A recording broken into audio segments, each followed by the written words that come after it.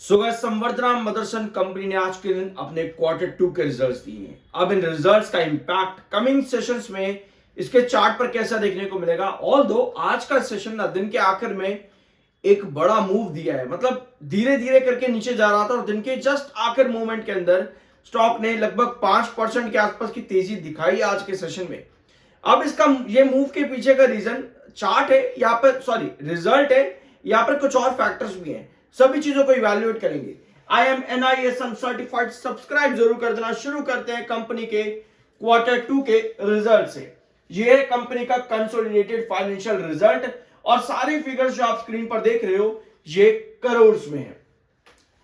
Total revenue from operation सितंबर 2025 का column ये वाला है, ये कॉलम जून 2025 का एंड सितंबर 2024 का column. Revenue from operation company का आया है 30,172 करोड़ का, 30,172 करोड़ का। जून में 27,811 करोड़ था, यानी कि क्वार्टर ऑन क्वार्टर बेसिस पर एक बड़ा इंक्रीज है। और पिछले साल 30,212 करोड़ का कंपनी का रेवेन्यू फ्रॉम ऑपरेशन था, यानी कि ईयर ऑन ईयर बेसिस पर कंपनी के रेवेन्यू फ्रॉम ऑपरेशन में डिक्लाइन देखने को मिला।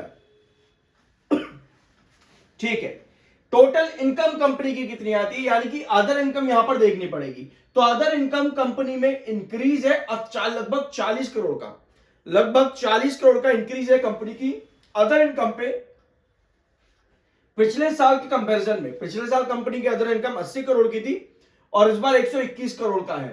तो कंपनी के जो इनकम में यहां डिफरेंस था ना, रेवेन्यू फ्रॉम ऑपरेशन में जो डिफरेंस कंपनी का था ईयर ऑन ईयर बेसिस पर, कम रेवेन्यू है, उसका कंपनी को फायदा मिला है अदर इनकम से।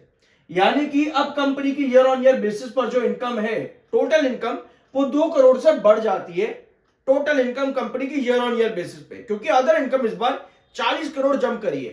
तो अब कंपनी के जो टोटल इनकम है वो क्वार्टर ऑन क्वार्टर और ईयर ऑन ईयर बेसिस पर एक इंप्रूवमेंट है। 2 करोड़ का improvement year on year basis पर है कंपनी के टोटल इनकम पे। एक्सपेंसेस कंपनी का है 29,166 करोड़ के। जून में 27,012 करोड़ का एक्सपेंसेस था और पिछले साल 29,408 करोड़ का कंपनी का एक्सपेंस था, यानी कि एक्सपेंसेस कंपनी के कम हुए हैं। अब अदर इनकम का फायदा मिला, एक्सपेंसेस कंपनी के कम हुए, तो क्या प्रॉफिटेबिलिटी बढ़ जाएगी। यहां पे अब देखते हैं प्रॉफिट्स कंपनी के कैसे हैं। तो profit before taxes, profit for the period, यहां पर हमारे पास में total tax and profit for the period. ठीक है, तो हम प्रॉफिट बिफोर टैक्सेस नहीं देखते, हम देखते सीधा प्रॉफिट फॉर द पीरियड, यानी कि प्रॉफिट आफ्टर टैक्सेस। तो 845 करोड़ का कंपनी का टोटल प्रॉफिट है सितंबर 2025 में। जून में 948 करोड़ का कंपनी का प्रॉफिट था।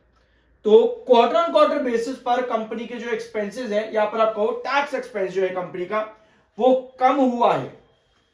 ठीक है, टैक्स एक्सपेंस जो है वो कंपनी कम हुए, लेकिन पिछले साल कंपनी डेफर्ड टैक्स में थी, जिसके वजह से कंपनी 49 करोड़ ऐड कर पाई, एक्स्ट्रा ऐड कंपनी कर पाई पिछले साल। कंपनी डेफर्ड टैक्स की वजह से कंपनी प्रॉफिट में एक्स्ट्रा ऐड कर पाई 49 करोड़ के आसपास, जिसकी वजह से कंपनी का प्रॉफिट आया है 948 करोड़ का जून क्वार्टर में। और क्वार्टर ऑन क्वार्टर बेसिस पर लगभग 103 करोड़ का डिक्लाइन है कंपनी के प्रॉफिट पर, क्योंकि पिछले क्वार्टर के अंदर 49 करोड़ का कंपनी को इंप्रूवमेंट मिला था। किससे? कंपनी के टैक्स की वजह से। डेफर्ड टैक्स था पिछले जून क्वार्टर में, तो क्वार्टर ऑन क्वार्टर बेसिस पर 103 करोड़ का डिक्लाइन है कंपनी के प्रॉफिट्स में। पिछले साल 606 करोड़ का कंपनी का प्रॉफिट था, तो इस बार कंपनी का प्रॉफिट बढ़ा है, लगभग 239 करोड़ का इंक्रीज है कंपनी के प्रॉफिट पे ईयर ऑन ईयर बेसिस पे। रीजन चला यहां पर एक्सपेंसेस की, जिसकी वजह से कंपनी का ईयर ऑन ईयर बेसिस पर प्रॉफिट बढ़ा है, एक्सपेंसेस कम हुए। मेरे ख्याल से यहां per year on year basis पर कंपनी का ओपीएम परसेंटेज कम आया है, क्योंकि कंपनी के इनकम में गिरावट है। अब टोटल रेवेन्यू फ्रॉम ऑपरेशन में गिरावट है। ओवरऑल 61.9 का आपका एमएफआई है, 53 का आपका आरएसआई।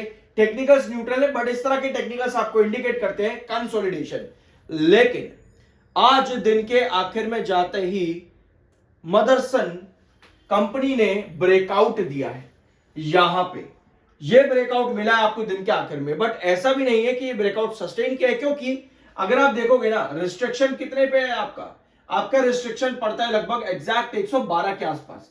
ये आपका रिस्ट्रिक्शन है और इस लेवल पर आते ही आपका सेल ऑफ आया है, ऊपर की टेल आपको सेल को इंडिकेट करती है। अब हमें यहां चाहिए क्या? अगर आप मदरसन में लॉन्ग टर्म के लिए जा रहे हो, आपको क्या करना पड़ेगा? आपको कंपनी को फाइनेंशियल ईयर बेसिस पर देखना पड़ेगा। मेरे पास फाइनेंशियल ईयर का भी है नहीं, कोई बात नहीं, आप सब्सक्राइब कर देना नेक्स्ट वीडियो के अंदर ना। जितना सब्सक्राइब आप लोग करोगे मेरी कोशिश रहेगी कि मैं नेक्स्ट वीडियो आपको कल ही दे दूं इस कंपनी का। तो सब्सक्राइब कर देना ज्यादा से ज्यादा, नेक्स्ट वीडियो हम कल ही डिस्कस कर लेंगे, ठीक है। तो अगले वीडियो में हम फाइनेंशियल ईयर बेसिस पर लॉन्ग टर्म पोजीशन कंपनी की समझेंगे। लेकिन अभी की जो कंडीशन है इसमें आपको अपवर्ड वेजिस पैटर्न पर स्टॉक दिख रहा है। अपवर्ड वेजिस पैटर्न अब आप समझ ही चुके होंगे, बढ़ते हुए रिस्ट्रिक्शन होते हैं और बढ़ते हुए बेसिस होते हैं। जितना स्ट्रॉन्ग आपका ये पैटर्न क्रिएट होता है उतनी ही लॉन्ग टर्म की ट्रेजेक्टरी आपकी स्ट्रॉन्ग बनती है, ठीक है। तो अभी की जो कंडीशन है, आपने पहली बार आज के दिन 112 को रिस्ट्रिक्ट किया है। अब हमें यहां चाहिए कि 112 जो आपका रिस्ट्रिक्शन है ना, यहां पर एक हैंगिंग बेस ले ले।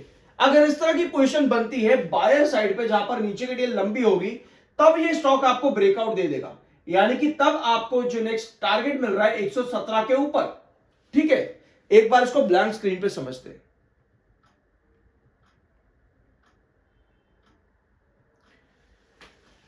ये आज के दिन आपका 112 का ट्रेंड है, 112, ठीक है। आज की कंडीशन जो आपकी बनी है कुछ इस तरह की बनी है, जहां पर ऊपर की टेल आपको सेल को इंडिकेट कर रही है। हमें चाहिए कि ये जो रिस्ट्रिक्शन है ना 112 का, यहां पर क्या करे स्टॉक, एक कंसोलिडेशन कर ले, यहां पर आप कहो उसको हैंगिंग बेस। अगर इस तरह की पोजीशन आपकी बनती है तो आप इंडिकेट करते हो टुवर्ड्स 117, क्योंकि जो आपकी डायगोनल जा रही है वो एग्जैक्ट 117 पर मीटअप करती है। तो उस कंडीशन पर आप एक ब्रेकआउट एंटिसिपेट कर सकते हो, जहां पर आपकी पोजीशन कुछ इस तरह की बनेगी, ठीक है। बट कोई भी कैंडल अगर आपकी 112 पे, जैसे आज के दिन आपकी सेलिंग आई है, कोई भी कैंडल आपकी इस तरह से कंसेक्यूटिव क्रिएट होती है, तो उस कंडीशन पर आप क्या करोगे, वापस से उस डायगोनल पे जो कि आपका बेस है अपवर्ड एजिस पैटर्न का, वहीं आ जाओगे। यानी कि अल्टीमेटली आपको इस तरह का पैटर्न कंटिन्यू होता देखने को मिलेगा, अगर आपकी इस तरह सस्टेनेबिलिटी नहीं क्रिएट होती मदरसन के अंदर तो। Otherwise on long term chart मुझे पर्सनली ये पसंद है ये स्टॉक, और कंपनी के फाइनेंशियल बेसिस पर रिजल्ट्स भी कंपनी के बहुत अच्छे हैं। बाय सेल की कोई रिकमेंडेशन नहीं है, वो आपकी अपनी मर्जी और ओपिनियन होना चाहिए। मिलता अगले वीडियो में।